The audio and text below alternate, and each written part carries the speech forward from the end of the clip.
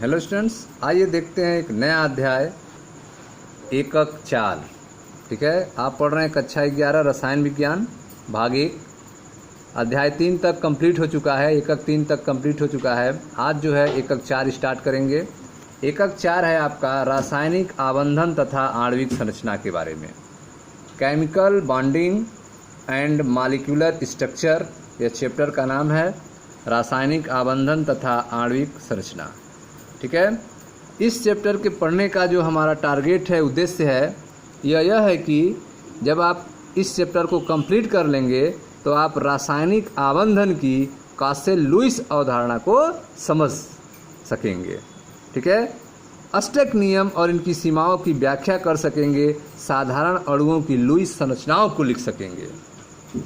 ठीक है, विभिन्न प्रकार के आबंध बनने के कारण आप बता सकेंगे, BSPR सिद्धांत का विवरण दे सकेंगे, सरल अणुओं की ज्यामिति की प्रयुक्त कर सकेंगे, सहसंयोजी आबंध के संयुक्त आबंध सिद्धांत की व्याख्या कर सकेंगे, सहसंयोजक आबंधों के दिशात्मक गुणों की प्रयुक्त कर सकेंगे, विभिन्न प्रकार के उन संकरणों के बीच अंतर स्पष्ट कर सकेंगे जिनमें S, P और D कक्षक शामिल होते हैं, तथा अणुओं की आकृतियां आरेखित कर सकेंगे।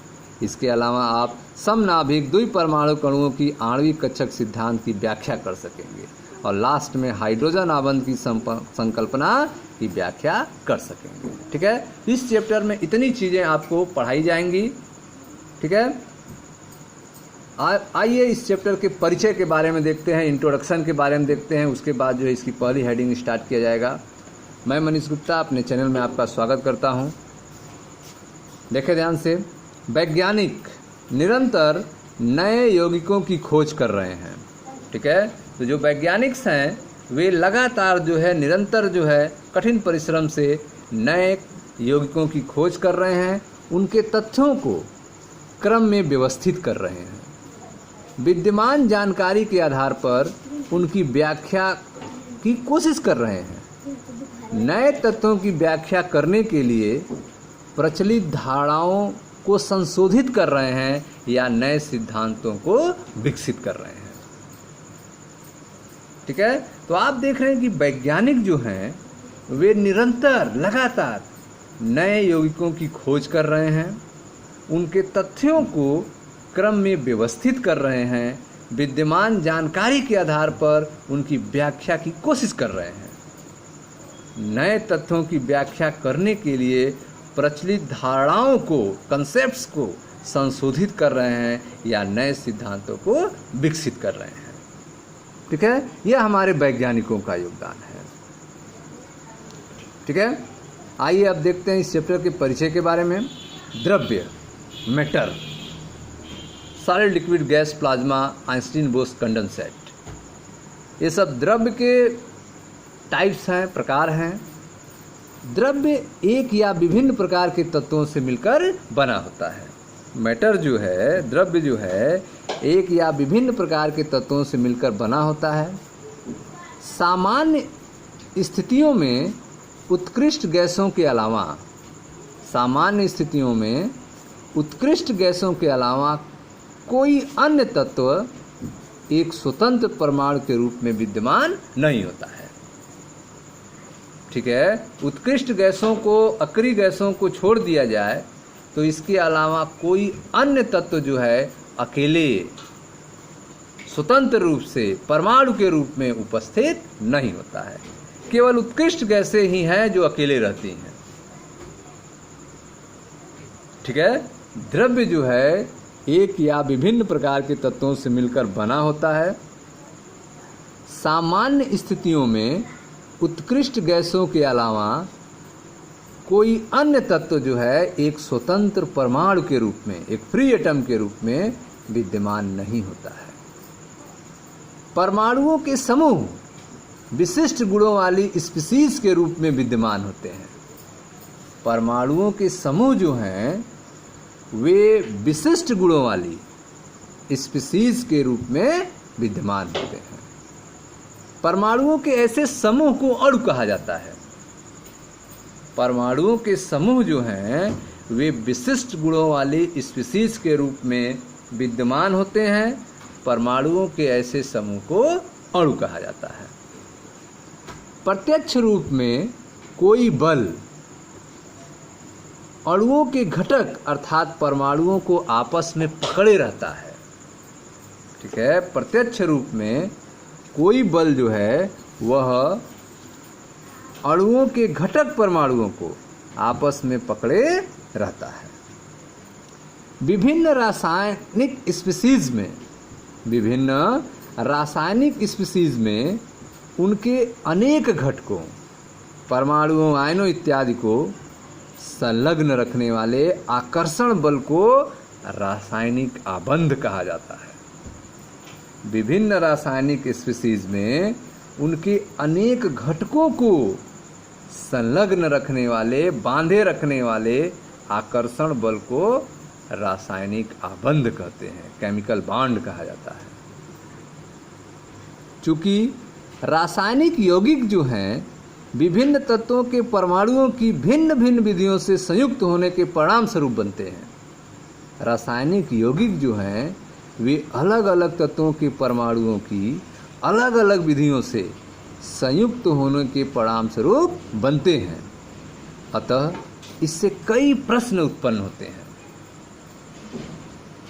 परमाणु संयुक्त क्यों होते हैं? केवल कुछ संयोजन ही संभव क्यों है?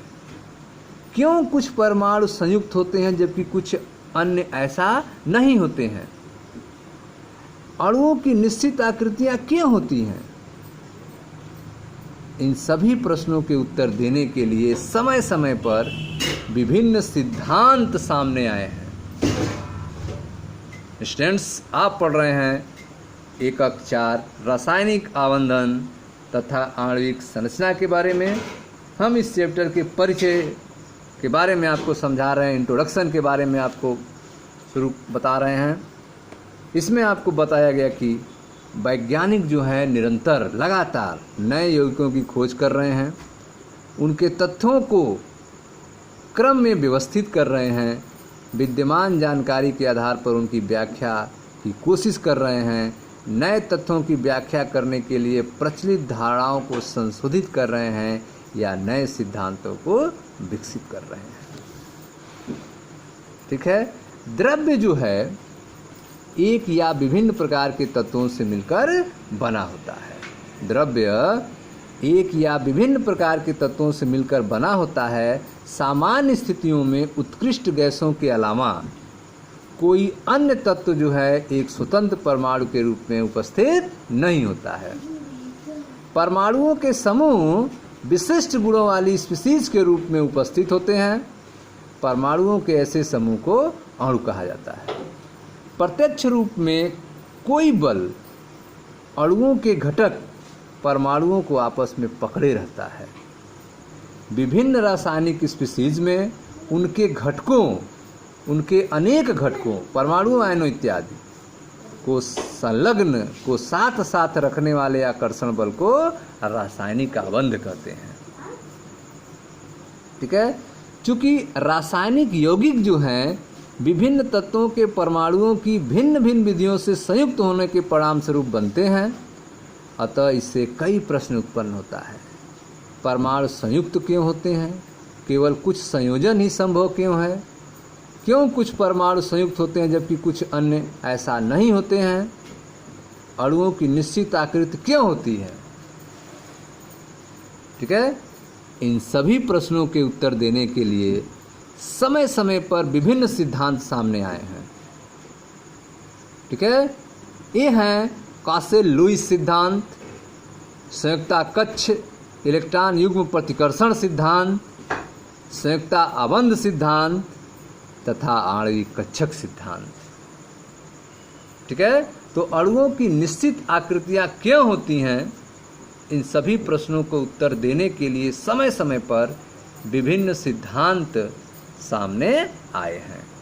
जैसे कासेल लुईस सिद्धांत, संयुक्ता कक्ष सिद्धांत, ठीक है, संयुक्ता कक्ष युग्म प्रतिकर्षण सिद्धांत, BSPR सिद्धांत, संयुक्ता आबंध सिद्धांत, बैलेंस बॉन्ड थ्योरी तथा आणविक कक्षक सिद्धांत, मॉलिक्यूलर ऑर्बिटल थ्योरी। इन सारे सिद्धांतों के बारे में इस चैप्टर में चर्चा की जाएगी, इनके बारे में आपको समझाया जाएगा।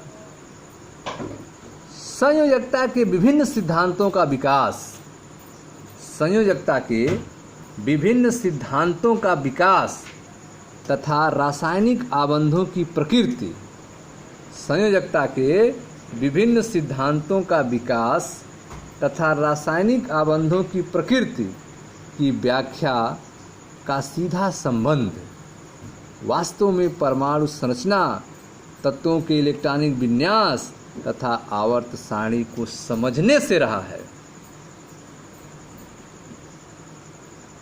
ठीक है, संयोजकता के विभिन्न सिद्धांतों का विकास तथा रासायनिक आबंधों की प्रकृति की व्याख्या का सीधा संबंध जो है वह वास्तव में परमाणु संरचना, तत्वों के इलेक्ट्रॉनिक विन्यास तथा आवर्त सारणी को समझने से रहा है। प्रत्येक निकाय अधिक अस्थायी होने का प्रयास करता है, प्रत्येक सिस्टम जो है स्टेबल होने की कोशिश करता है। प्रत्येक निकाय अधिक अस्थायी होने का प्रयास करता है। यह आबंधन स्थायित्व पाने के लिए ऊर्जा को कम करने का प्राकृतिक तरीका है। बॉन्डिंग जो है, आबंधन जो है, वह स्टेबिलिटी पाने का, ऊर्जा को कम करने का एक नेचुरल तरीका है, प्राकृतिक तरीका है। ठीक है, प्रत्येक निकाय जो है अधिक अस्थायी होने का प्रयास करता है। आबंधन जो है, बॉन्डिंग जो है, वह स्थायित्व पाने के लिए ऊर्जा को कम करने का प्राकृतिक तरीका है। ठीक है स्टूडेंट्स, मैं मनीष गुप्ता अपने चैनल में आपका स्वागत करता हूं। यह था एकक 4 रासायनिक आबंधन तथा आणविक संरचना के परिचय के बारे में। नेक्स्ट वीडियो में हम लोग चर्चा करेंगे अध्याय 4 की पहली हेडिंग रासायनिक आबंधन की कॉसेल-लुईस अवधारणा के बारे में। ठीक है स्टूडेंट्स, वीडियो को लाइक करें, शेयर करें, चैनल को सब्सक्राइब करें। धन्यवाद दोस्तों।